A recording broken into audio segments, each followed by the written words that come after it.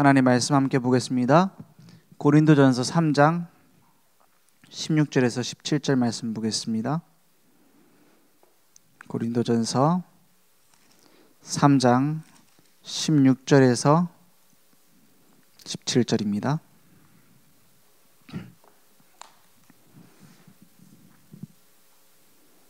고린도전서 3장 16절에서 17절. 방송 누구 안 계신가요? 네, 같이 읽겠습니다. 너희는 너희가 하나님의 성전인 것과 하나님의 성령이 너희 안에 계시는 것을 알지 못하느냐?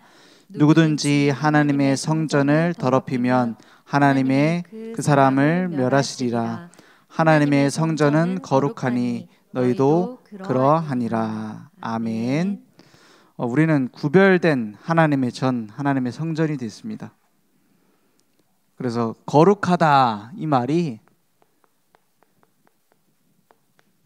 우리에게 멀리 있는 단어가 아니라 우리에게 가장 가까운 단어라야지만 됩니다.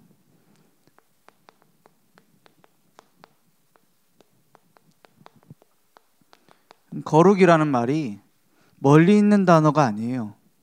어디에 있는 단어냐? 우리 안에 있는 단어입니다. 종교는 뭐냐면 그 거룩을 위해서 열심히 노력을 하는 겁니다. 그렇기 때문에 세속과 멀어질수록 거룩하다라고 말해요.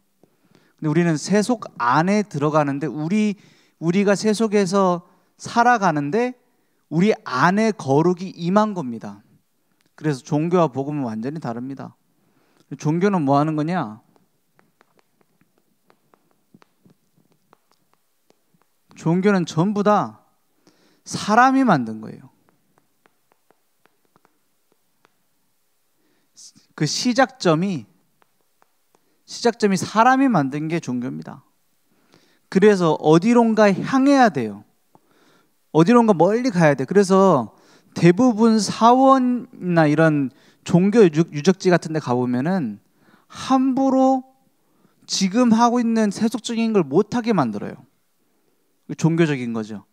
그래서 어떤 식이냐면 신발을 벗어야 된다. 혹은 안경 벗어야 된다. 그런 데도 있어요.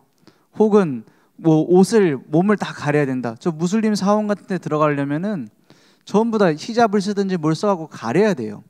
왜 그렇습니까? 그 근본 자체가 사람에게서부터 시작이 됐기 때문이에요. 그죠?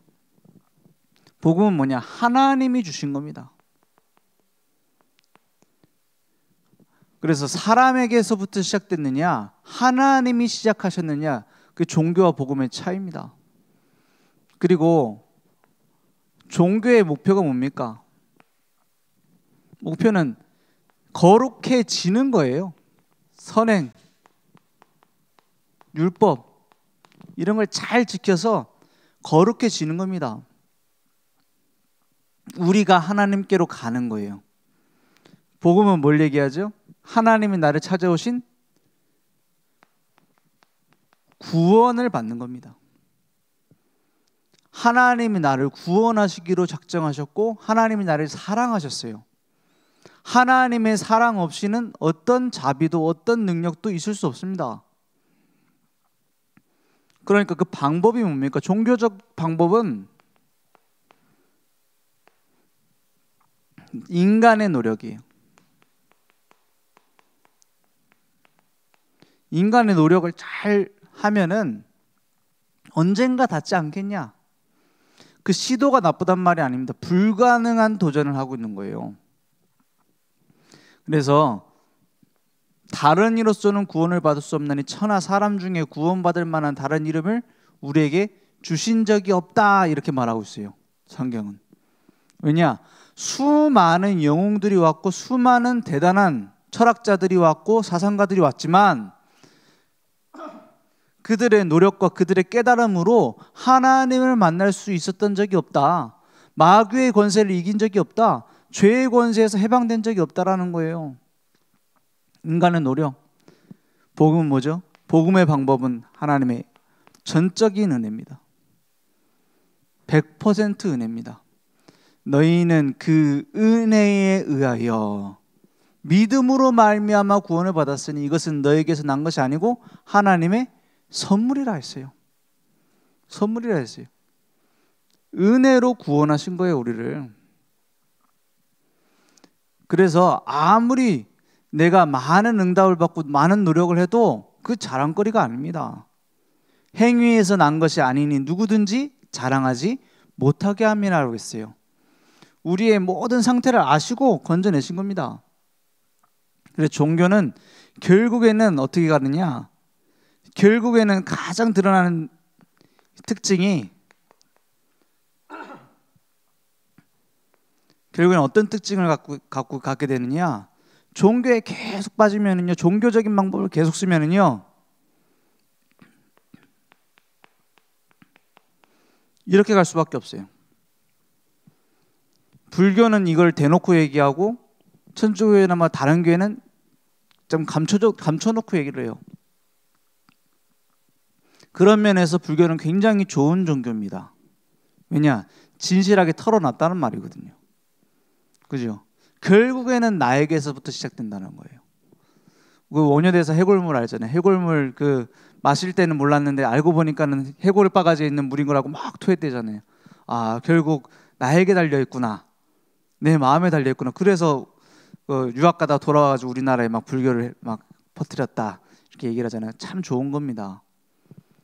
만약에 구원의 길을 하나님이 여시지 않았다면 제일 맞는 교리는 불교 교리예요. 그죠?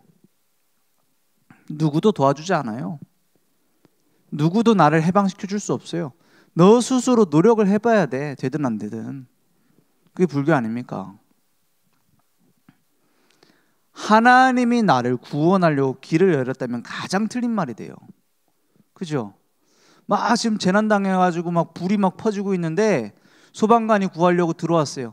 네, 알아서 길 찾겠습니다. 맞는 말이지만 소방관이 왔으면 제일 틀린 말이에요. 아, 우린 다 죽었는데 어쩔 수 없네. 이 사람들보다 어떤 면에서는 소방관이 안 왔다면 어떻게 하지? 포기하겠네. 이거보다 내가 길을 찾아야 돼. 내가 깨달아야 돼. 이게 제일 맞는 말인지 몰라요. 근데 만약에 소방관이 왔으면 그 사람이 제일 문제예요. 그죠? 자기 나름대로 하려다 망할 거 아닙니까? 누굴 따라가야 돼요? 구조대가 왔으면 구조대 따라가야 돼요. 그러니까 나중에 어떻게 됩니까? 결국에는 만들어지는 것이 하나님 중심이 되어질 수밖에 없어요. 복음 속에 들어가면. 복음 누린다면 하나님 중심이 됩니다. 어떤 면에서는 종교에서 제일 주목하는 건 뭐냐? 육신 중심이에요. 육신 중심으로 다 얘기해요. 그래서 육신적인 걸 버려야 된다. 쾌락적인 걸 따라가야 된다. 이게 전부 다 종교에서 나온 얘기입니다. 복 받아야 된다. 복 받아서 육신적인 복을 받아야 된다. 이거랑 육신적인 욕심을 버려야 된다. 이거랑 같은 수준입니다. 어떻게 같은 수준입니까? 욕심을 버리는 거랑 욕심을 가지는 거랑 어떻게 같은 수준이에요? 그 욕심에 따라서 내 행복이 정해진다라는 욕심에 내 행복을 걸어버리는 그 자체가 틀린 거예요. 육신적인 것이 있고 없고가 아니라 하나님을 만나도록 우리는 창조됐다라는 거예요. 물고기는 물에, 나무는 땅에, 사는 것이 행복인 것처럼 우리는 하나님과 함께 할 때라야지만 행복할 수 있게 만들어졌다. 그래서 우리는 뭐하냐? 영적 축복에 딱 중심을 두는 겁니다. 어떤 면에서는 막 버려야 된다. 이것도 육신에 대한 집착이에요. 육신에 대한 집착이라니까요. 막 어디 목사가 좋은 차를 타고 다니냐? 그러면 좋은 차는 누가 타야 됩니까? 전부 다 누구 기준이에요? 사람의 육신적 축복 기준이에요. 그런 차를 타도 되고 안 타도 돼요. 누가 그걸 가졌다 안 가졌다 중요하지 않아요. 선악과를 먹기 전에 벗은 것이 보이지 않았다 그랬어요. 그게 뭐죠? 중요치 않았다 이 말이에요. 다른 사람이 뭘 입고 뭘 타고 뭘 차고 그거 중요하게 보는 자체가 종교적인 겁니다. 그렇잖아요. 그걸 중요하게 보고 안 보고 그 눈 자체가 선악과 먹고 난 이후의 눈이에요. 모든 걸 누가 판단해? 육신적인 걸 가지고 다 판단하는 거예요. 그러니까 어떻게 될 수밖에 없습니까? 욕심을 버린다고 하지만 그 자체도 욕심입니다. 욕심을 안 가지려고 하면은 뭐 산에 들어가 있으면 욕심이 버려져요? 그리고 종교적 특징이 뭡니까? 세속을 떠나고 욕심을 버리고 이러잖아요. 그게 버려지는 겁니까? 또 다른 욕심에 잡히는 거예요. 난 욕심 버려야 되는데. 그건 욕심 아닙니까? 우리는 뭡니까? 진짜 것을 발견했기 때문에 다른 것은 배설물로 여긴다 이 말이에요. 있어도 되고 없어도 돼요. 내게 능력 주시는 자 안에서 아무 상관없다 그랬어요. 영적인 축복을 중심으로 딱 받아가는 거예요. 그러니까 결국엔 뭐 중심이 되냐? 뭔가 성공이라고 하니까 좀 세상적인 얘기 같아 보이는데 종교적으로 보면 성취 중심입니다. 내가 어떤 영적 수준에 올라갔다. 내가 이번에 기도를 했는데 내가 어떤 단계에 올라갔다. 이런 거 간증하는 사람 많아요. 우리 목사님은 굉장히 영적인 분이라서 막 저 굴에 들어가고 기도한다. 그게 좋아 보이죠? 그게 뭔가 대단해 보일 수 있어. 근데 저는 솔직히 나는 저래 못 하겠는데 이런 생각이 들더라고요. 근데 그걸 보면서 대단하다고 여기는 그게 언제도 있었냐? 중세시대 때도 있었어요. 그게 어떤 식의 신앙생활인지 한번 비교해 볼게요. 그게 어떤 신앙생활하고 같은 거냐? 예전에 중세시대 때에 수도원이 활성화되면서 어떤 운동이 굉장히 활성화됐냐면 영성운동이 굉장히 활성화됐습니다. 그 중에서 유명한 게 뭐냐면 시므온이라는 사람이 제일 먼저 시작했다고 하더라고요. 기둥 위에, 기둥이라고 해갖고 무슨 이런 기둥인가 했는데 그게 아니고 무슨 탑 같은 걸 만들어놔요. 높은 탑. 거기 위에 올라가서 고행을 하는 거예요. 비슷하죠. 굴에 들어가는 거랑. 올라가고 어떻게 하냐? 자기 몸에다 일부러 기생충을 심어요. 간지럽고 막 고통을 받겠다는 거예요. 예수님이 십자가에서 당한 것처럼. 그리고는 하루에 빵 2조각 조그만 거 먹어요. 그리고 하루 종일 기도하는 거예요. 사람들이 그거 인기 있었을까요? 없었을까요? 사람들에게? 굉장히 있어요. 따라하는 사람들도 많이 생겼어요. 그래 와가지고 막 저기 거룩한 기둥 위에 성자다 이러면서 막 찬양하고, 그리고 막 나중에는 고행하니까 어떤 모습이 돼요? 몇 달 동안 안 씻어요. 안 씻는 것을 거룩하다라고 여겼어요. 이게 기독교만 그런 게 아닙니다. 저희 무슬림들도 막 이런 고행하는 사람들이 있었는데 고행하는 사람들은 전부 다 안 씻어요. 그게 거룩하다고 말해요. 냄새나겠죠? 안 먹어요. 안 씻고 안 먹고 기도만 해요. 그걸 보고 거룩하다고 보고 있어요. 이거라고 생각 안 합니까? 바벨탑. 그렇지 않습니까? 그게 종교예요. 근데 지금 사람들은 어떻게 하는 줄 알아요? 똑같이 따라갑니다. 막 목사님 검소하게 막 고무신 신고 다니면 대단한 것처럼, 그죠? 막 고물차 그 굴러가지도 않는 거 수리비가 더 나오는 차 타고 다니면 대단하다고 막 존경하고요. 가난한 사람들 가가지고 밥 퍼주면 밥퍼 목사님 막 대단하다고 존경하고요. 교회사를 보세요. 반복입니다. 이게 계속 반복되어지고 있어요. 그러니까 어떻게 됩니까? 완전히 암흑기에 빠져버려요. 복음 없는 시대가 와버려요. 이게 나쁘단 말이 아닙니다. 어떤 면에서는 아무나 함부로 할 수 없는 대단한 부분일 수 있어요. 근데 하나님이 원하시는 것과는 반대로 가는 겁니다. 우리는 뭘로 가죠? 하나님이 이루시는 하나님의 계획, 이걸 따라가는 겁니다. 하나님의 계획이 맞느냐? 그래서 사도 바울은 어떻게 합니까? 복음 전하는데 많은 응답이 일어났어요. 특히 아시아 전역에서 다 복음을 듣게 됐어요. 두란노 소원에서 일어났던 그 전도운동 때문에 아시아 전역의 사람들이 다 복음 듣고 제자들이 일어났어요. 그리고 굉장한 권능이 나타나갖고 스게와 일곱 아들 막 이런 사람들이 막 권능을 흉내내다가 막 귀신한테 눌리고 이런 일들이 일어나고 막 오히려 복음이 전파되고 하나님 나라가 널리 퍼지고 이런 일들이 일어났어요. 그때 바울은 뭐라고 합니까?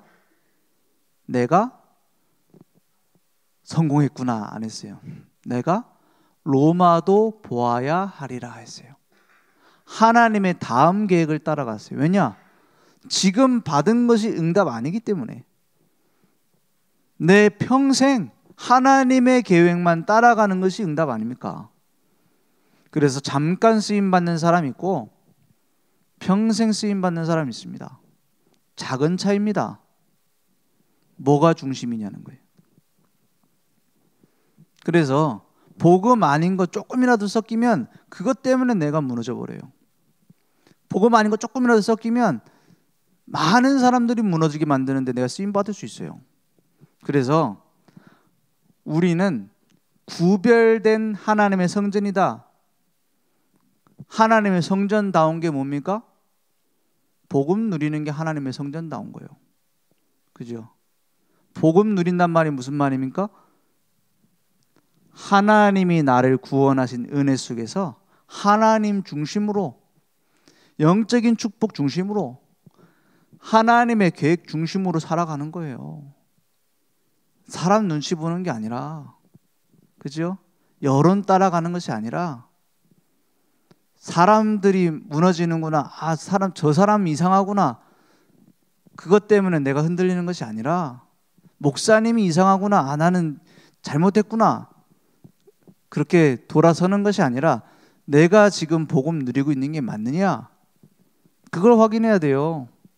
모르고 막 맹신적으로 따라가는 거 말고요. 절대 그럴 일이 일어나지 않을 거야, 이러고 가는 게 아니라 하나님께서 그럼 원하시는 게 뭐냐, 이걸 찾아야 돼요. 그거 안 찾는 사람은 결국엔 한계 옵니다. 그래서 하나님이 내 안에 거하신다 했어요. 하나님이 거하시는 성전, 이 축복을 우리는 누리는 겁니다. 날마다 뭘 누려야 되냐? 하나님이 성령으로 내주하고 계세요. 이 내자가 신뢰할 때 내자입니다. 안에 거하고 계신다 이 말이에요.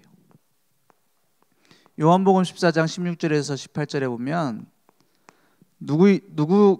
누구께서 어떤 분이 내 안에 오신다고 했냐? 보혜사 성령께서 내 안에 오신다고 했어요. 너희와 함께 너희 속에 고아와 같이 버려두지 아니하고 너희 안에 함께 하신다고 했습니다.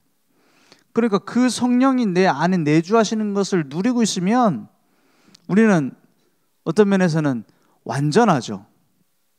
완전하단 말이 내가 완전한 행위라는 게 아니라 완전하신 하나님이 내 안에서 이끌어 가시죠. 성령 인도받는 겁니다. 요한복음 14장 26절 27절에 뭐라 합니까?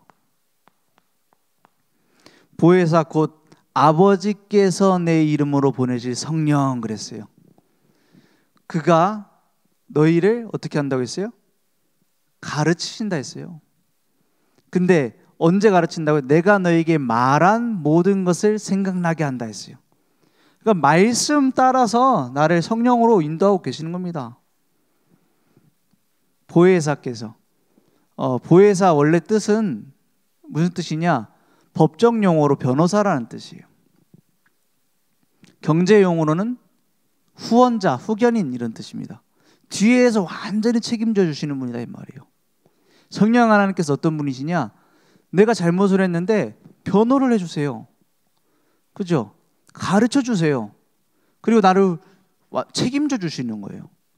원래 보혜사는 예수님이 우리의 보혜사로 오셨어요. 보증인으로. 그런데 지금 보혜사로 오신 분이 누구예요? 성령 하나님께서 나와 함께하고 계신다. 그래서 성령으로 날 인도하고 계세요. 그래서 내가 응답받는 것이 아니라 성령으로 하나님께서 일하고 계신 겁니다. 성령으로 역사하고 계세요. 오직 성령이 너에게 임하시면 너희가 권능을 받고 예루살렘과 온 유대와 사마리아 땅끝까지 이르러 내 증인이 되리라 했어요. 그래서 날마다 어떤 속으로 들어가면 됩니까? 이 사실을 확인하는 속으로 가면 돼요. 그래서 성령 인도를 어떻게 받을 것인지가 아닙니다. 이미 나를 성령으로 인도하고 계세요. 내가 실수를 하든 안 하든, 내가 착각을 하든 안 하든 하나님은 완벽하게 인도하고 계십니다. 중요한 건 뭐죠? 그걸 인정하는 거예요. 그래서 너희는 범사의 그를 인정하라. 그리하면 내 길을 어떻게 해요? 지도해 주시리라 했어요. 하나님께 묻고 물을 때 하나님이 일일이 대답해 주십니다. 무엇을 통해서요? 귀에 들리는 게 아니라 하나님의 말씀을 통해서요. 성경을 읽는데 하나님 내게 대답을 해주세요. 예배 시간에 말씀을 듣는데 내게 대답을 해주세요. 그러면 뭐가 보이냐? 지금 당장 내 문제에 대해서 붙잡혀 있으면 하나님의 계획이 안 보여요. 내 관점을 가지고 하나님 말씀을 자꾸 해석하려고 하면 하나님 말씀이 안 보인다니까요. 이 기준으로 인정할 때 보이는 겁니다. 그러니까 내가 가는 곳마다 어떤 일이 일어나요? 흑암 세력이 결박되어지는 겁니다. 내가 흑암을 막 꺾었더니 결박되는 게 아니에요. 빛이 비춰지니까 도망갈 수밖에 없는 거예요. 누가복음 10장 19절에 뭐라고 합니까? 오늘 방송 없어요? 누가복음 10장 19절 뭐라 합니까? 내가 너에게 뱀과 정갈을 밟으며 원수의 모든 능력을 제어할 권능을 주었다 했어요. 그 제어한다는 말이 무슨 말이냐면 발로 눌러버린다는 뜻이에요. 그죠? 방송 좀 해주세요. 네. 제어한다는 눌러버린다는 뜻이에요. 그러니까 그 상대에서 싸우는 게 아니고 상대하는 게 아니고 어떻게 해요? 완전히 눌려버린다는 뜻이에요. 그러니까 막 성령께서 나에게 역사하시니까 마귀랑 싸워야 되겠다 이게 아니라 예수 이름 앞에 마귀는 귀신은 벌벌 떨고 그 말을 들을 수밖에 없는 거예요. 흑암 결박이라는 게 그렇습니다. 중요한 건 마귀는 계속 어떻게 하려고 하죠? 속이려고 해요. 이길 수 없다라는 걸 알고 속이려고 한다니까요. 그래서 베드로전서 5장 7절에서 8절에 뭐라 하죠? 너희 염려를 다 주께 맡겨라 했어요. 너희 염려를 왜 다 주께 맡겨요? 그거랑 영적 싸움이랑 무슨 상관이 있어요? 마귀가 공격하는 부분이 염려하는 부분이에요. 그죠? 이번에 캠프를 딱 준비하면서 분명히 마귀는 속이려고 할 겁니다. 주로 뭘로 속이려고 그래요? 염려하는 그 부분을 속이려고 해요.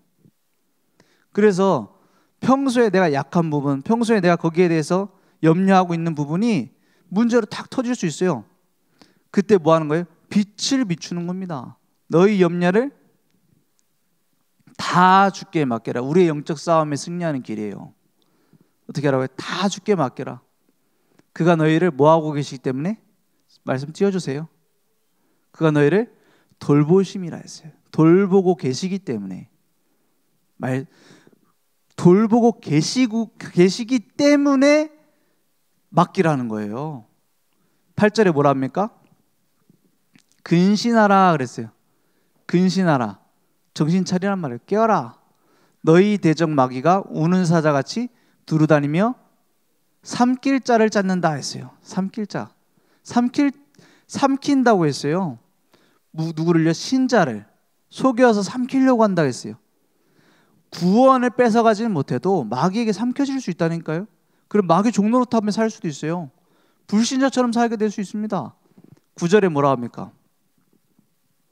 너희는 그래서 영적인 싸움 어떻게 싸워요? 믿음을 굳건하게 하여 믿음의 망대를 딱 세우는 거예요. 그를 대적하라. 이는 세상에 있는 너희 형제들도 동일한 고난을 당하는 줄을 알미라 그랬어요. 이거는 잘못 들으면은 다른 사람들도 고난 당하는데 너만 고난 당하는 거 아닌데 이런 말을 들을 수 있는데 그런 뜻이 아니에요. 나 한 사람이 믿음을 굳건해서 믿음의 모델로 세워지면 다른 고난 받고 있는 사람들도 같이 세워지게 된다 이 말이에요. 10절에 모든 은혜의 하나님 곧 그리스도 안에서 너희를 부르사 자기의 영원한 영광에 들어가게 하시니가 누구시죠? 하나님이 잠깐 고난당한 너희를 이랬어요. 우리에게 오는 문제 지나고 보면 어떨까요? 잠깐이에요. 잠깐 고난을 당한 너희를 이랬어요. 만약에 천국 가신 분이 천국 가면서 올라가면서 보니까는 이제 밑에 보일 거 아닙니까? 앞에서 막 우리 고민하고 있는 거 보면 뭐라 할까요? 내가 옛날에 고민했던 거 생각하면 무슨 생각할까요? 고민할 것도 아닌데 왜 했을까 이런 생각 안 하겠습니까? 그죠? 지나고 보면 우리한테 지나간 일도 그렇게 보이잖아요. 내가 그거 왜 그렇게 고난 당하는 문제 당하는 것 같고 고민했을까? 그러지 않겠어요? 우리 지금 그것을 미리 보는 게 믿음입니다. 온전하게 하시며 또요 굳건하게 하시며 강하게 하시고 어떻게 해요? 강하게 하시며 털을 견고하게 하시리라 했어요. 문제가 왔다. 복음에 뿌리 내려요. 문제가 왔다. 복음에 전신갑주를 입어요. 믿음의 전신갑주를 입어요. 영적 싸움에 승리하는 길입니다. 그러니까 하나님이 심부름꾼을 보내서 우리를 완벽하게 보호하세요. 왜 대통령 이번에 새로 뽑히면서 예전에 후보일 때 몇 달 전인가 총알 맞아가지고 막 이제 막 죽을 뻔했잖아요. 지금 대통령 된 미국 대통령 된 트럼프가 그때부터 이제 막 경호원들 막 붙이고 그런데요.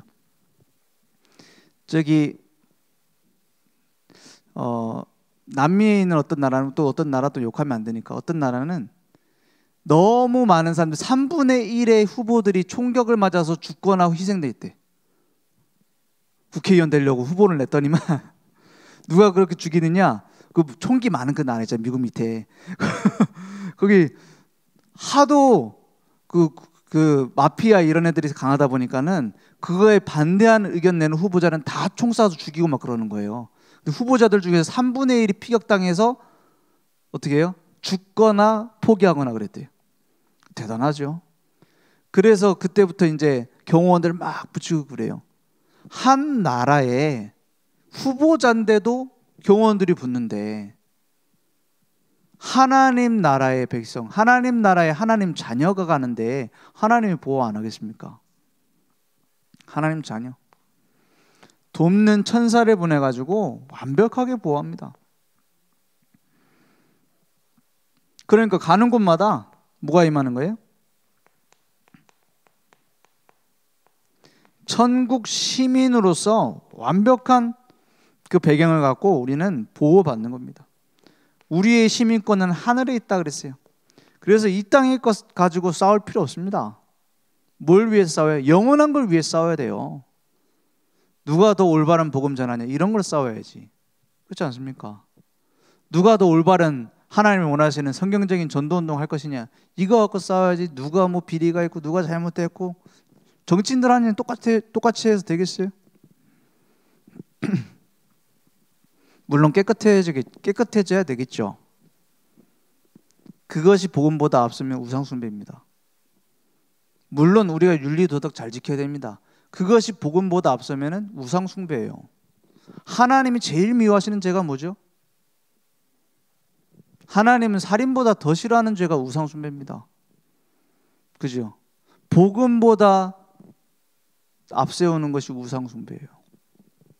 그죠? 우리나라 전쟁이 언제 났습니까? 6.25 전쟁 언제 일어났어요? 6월 25일에 이러지 말고 6.25 전쟁 언제 일어났어요? 처음으로 교단이 갈라져서 싸우면서 일어났습니다. 처음으로 교단 안에서 싸워서 깨지면서 뭐 때문에 깨졌죠? 신사참배 문제로 교단이 갈라졌어요. 서로.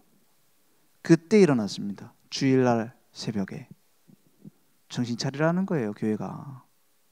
그렇지 않습니까? 지금 전 세계에서 화약고중이 안 터진 데 우리나라밖에 없어요. 협박하는 건 아니고 경각심을 가져야 돼요. 우리가 진짜 무엇을 해야지 우리 후대들이 전쟁 포로 이런 걸로 안 잡혀갈 것인가 생각을 해야 돼요. 그렇지 않습니까? 복음 운동해야 됩니다. 우리에게 세계복음화, 이 축복을 주셨어요. 맡기셨습니다. 다른 걸 볼 필요 없습니다. 하늘과 땅의 모든 권세로 함께 하시겠다고 해서 세상 끝날까지 너희와 항상 함께 있는다 했어요. 뭐 때문에요? 세계복음화. 237 나라 5천 종족 복음화를 위하여 지금 우리의 모든 걸 하나님 움직이고 계십니다. 많은 문제가 일어난다. 우리는 올바른 세계복음화 때문이다. 이렇게 보는 게 맞아요. 우리 아이들하고 이제 퀴즈를 냈어요. 무슨 퀴즈를 내냐?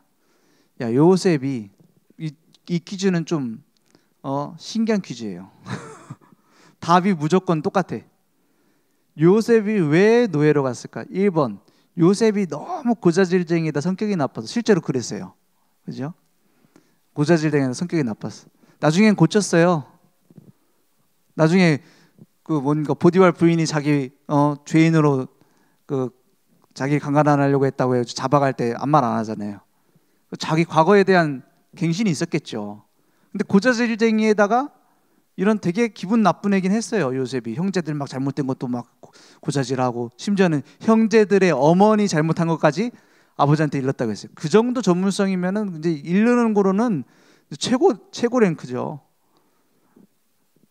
2번, 형제들이 너무 질투가 심해가지고 나빠가지고 왜 노예로 갔냐 이 말이에요. 3번, 세계복음화 때문에. 몇 번입니까? 애들도 알아요. 3번 이러는 거예요. 어떤 일부러 아닌 척 하려고 1번, 2번. 그 다윗이 왜 도망자 신세가 됐죠? 1번, 다윗이 교만해서. 다윗이 실제로 교만한 부분도 있었을 거예요. 자기 왕 될 거라고. 형제들이 그래가지고 다윗이 골리앗 내가 앞에서 나가겠다니까는 원래 쟤는 교만했다 하고 막 형들이 욕하고 그랬다니까요. 그죠? 다윗이 교만해서. 다윗은 만만이고 사울은 천천히다, 이런 얘기 나오니까 사울이 미쳐버리는 거예요. 다윗이 안 그래도 폼이 좀 그런데 멋있는데, 그죠? 2번, 사울 왕이 미쳐가지고. 그것도 맞아요. 귀신 들리고 막 악신 들리고 그랬잖아요. 나중에는 무당 찾아가고 그러잖아요. 그러면 하나님 불러갔어도 되잖아요. 그렇지 않습니까? 사울 왕 당장 불러가고 그냥 다윗 세우면 되는 거 아니에요? 나발 같은 사람은 그냥 열흘 만에 불러가 버리는데 하나님이, 사울은 왜 살려둬요? 3번, 세계복음화 때문에. 몇 번이죠? 세계복음화 때문에. 맞잖아요. 바울이 왜 그렇게 핍박당하고 쫓겨다녔을까요? 바울 잘못입니까? 바울이 그대로 있었으면 됐는데 왜 배신해갖고 예수를 따라오고 그냥 말이에요. 그리고 심지어는 막 유대인들 욕하기도 하고요. 그러면 바울 쫓아다니는 그 유대인들 잘못이에요? 더 중요한 게 있어요. 스데반이 죽을 때 왜 죽었죠? 스데반이 조금 온건하게 얘기했으면 유대인들이 안 죽였을까요? 그 유대인들이 그 돌로 쳐서 죽인 그 잘못이에요? 아니죠. 스데반은 죽는 줄 알았어요. 죽는 게 상관없었어요. 왜냐? 세계복음화 때문에. 야망이 아닙니다. 세계복음화. 복음이 아니면 전 세계 재앙 막을 수 없다는 거예요. 그게 세계복음화입니다. 237 나라, 237 나라 깃발 다 꽂아갖고 우리 빨리 점령하자. 이런 우리의 성취를 위한 겁니까? 우리 성공을 위한 거예요? 우리의 야망입니까? 237 나라 5천 종족? 아닙니다. 한 나라, 한 종족 빠짐없이 복음 아니면 재앙당한다. 그걸 빨리 막아야 된다. 복음 아니면 소망 없고, 복음 아니면 이 나라도 전 세계도 재앙을 막을 수 없다. 지금 드러나고 있습니다. 그래서 복음 전해야겠다. 아무도 안 하면 우리가 해야 되겠다. 그래서 237 나라 5천 종족 아닙니까? 우리에게 일어나는 모든 일 갱신할 거 있을 겁니다. 잘못한 것도 있을 거예요. 반대하는 사람들이 잘못된 부분도 있을 겁니다. 하나님은 아시고 계세요. 뭐 때문에? 세계복음화 때문에. 그게 우리에게 하나님이 원하시는 거 아닙니까? 하나님이 거하시는 성전. 그래서 우리는 뭐 하면 되느냐? 성전다운 축복을 회복하면 돼요.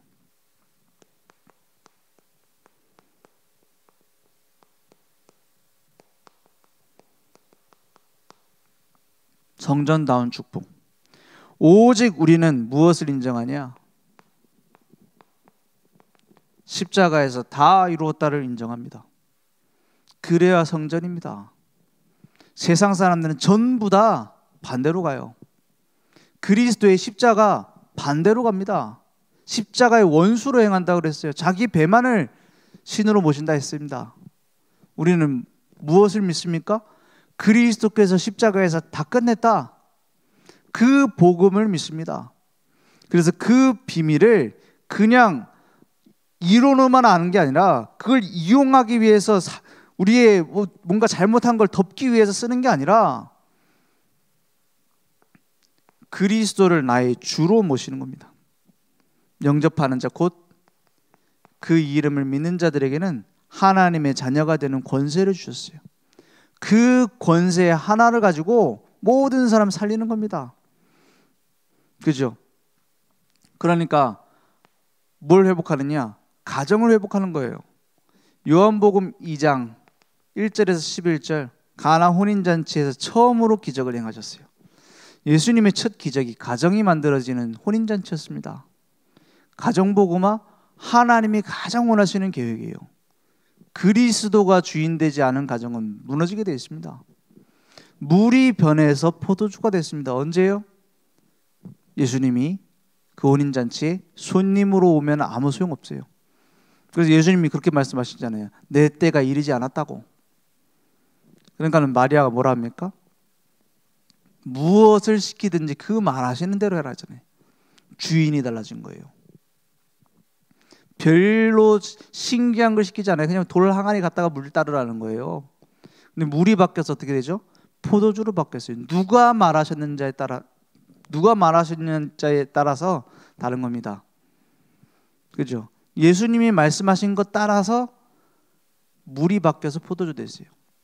우리 인생도 물 같은 인생, 아무 쓸모없는 것처럼 보이는데도 포도주로 바꾸는 그 일은 하나님께서 하시는 거예요. 언제요? 그리스도가 주인 될 때. 그러니까 가정복음화, 가문복음화, 전도지를 많이 갖다 준다고 되는 게 아닙니다. 우리 가정의 주인이 달라질 때 물은 바뀌어 포도주 돼요.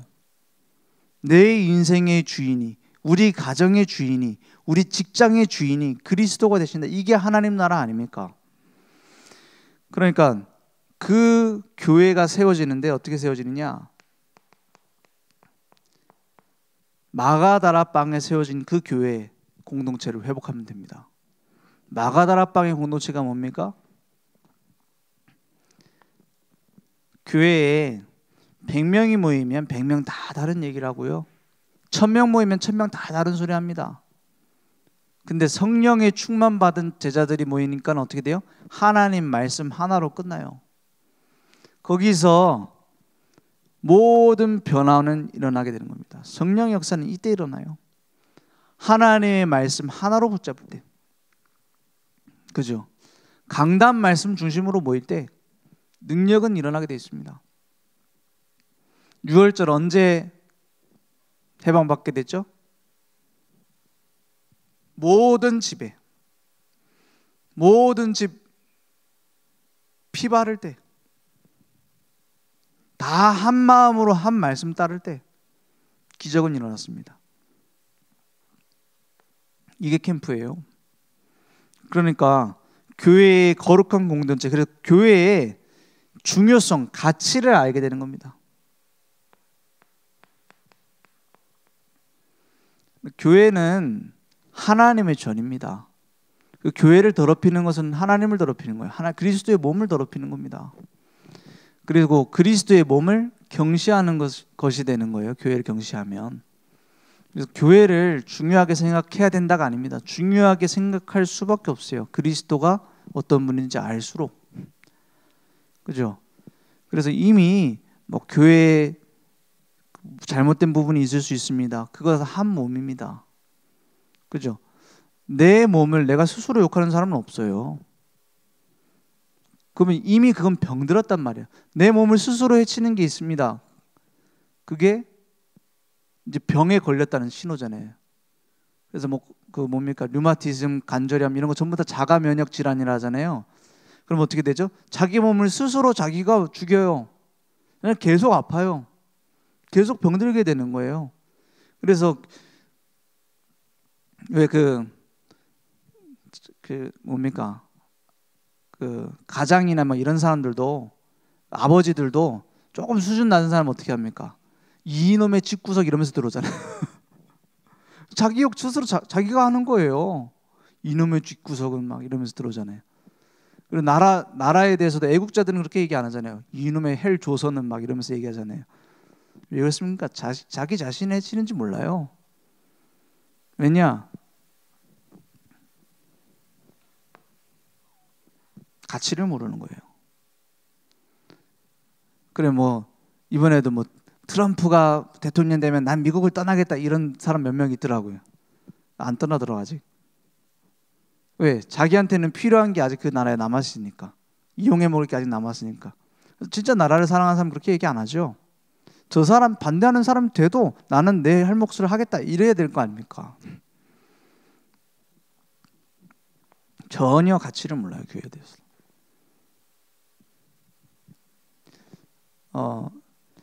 결국에 기회주의자는 기회주의라는 자체가 나쁘단 말이 아닙니다. 그 기회를 잡았다라는 건 자기가 어느 정도 센스가 있다라는 거 아닙니까?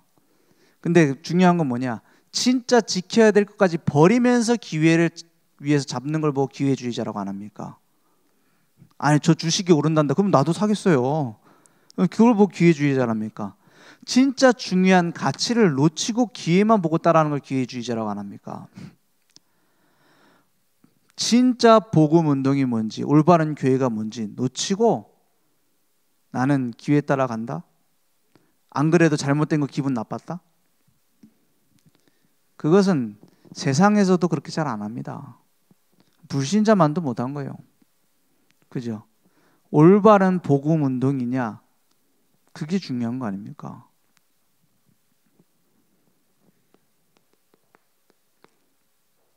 그러니까 하나님께서 우리에게 주신 생명의 복음으로 뭐 해야 되냐?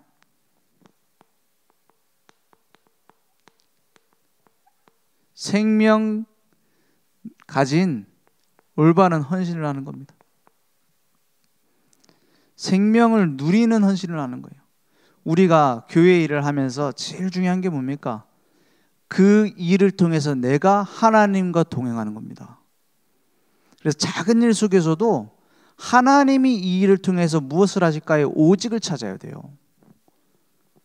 그렇지 않으면은 의미가 없어져요. 의미가 없어지면 어떻게 되죠? 내가 계속 매너리즘에 빠진다니까요. 안 그래도 지금 오늘 하나도 지금 계속 제가 아파가지고 하나도 작업을 못했는데 지금 그 말씀 강단 말씀 갖고 쇼츠를 이렇게 만들잖아요. 지금 오늘부터 새로 시작해야 돼. 언제 될지 몰라. 시작을 딱 해야 되는데 처음에 그 막 적용을 하려니까는 그 되게 힘들더라고요. 왜냐면 제일 힘든 부분이 뭐냐면은 말씀 중에 중요한 걸 잡는 게 아니라 잘라내야 되잖아요. 뭐는 중요하고 뭐는 안 중요하고 이걸 잘라내려니까 굉장히 부담스럽더라고. 나중에 이 부분을 잘랐는데 나중에 또 누가 굉장히 중요한 거 왜 잘랐냐 이러면 나 어떻게 해요? 굉장히 부담스럽더라고요. 그 부분이 굉장히 일이 됐는데 점점 보면 이제 하면서 시간이 좀 짧아지고 있어요. 왜냐? 나는 자꾸 잘라낸다고 생각했어요. 좀 덜 중요한 거를. 그러니까 부담이 되더라고요. 말씀 중에 안 중요한 게 어디 있습니까? 그렇잖아요. 성경 구절 얘기하는 그것도 중요하잖아요. 근데 마음을 좀 바꾸기로 했어요. 왜냐? 가장 중요한 부분을 내가 찾는 거라고 바꾸자. 잘라내는 게 아니라. 그러면 많은 생각을 하게 되더라고요. 가장 이번 주 말씀 속에서 나에게 응답으로 내 현장에서 또 하나님이 원하시는 것 속에서 우리 목사님 통해서 가장 중요한 게 뭘까? 그러니까 조금 하다가 내가 은혜를 받게 되더라고요. 그러니까 조금 생각 바꿨는데 그렇습니다. 작은 헌신도 하나님이 내게 무엇을 원하시는가? 이게 생명을 누리면서 하나님과 함께 하시는 걸 누리면서 들어가면 달라지게 되세요. 그러니까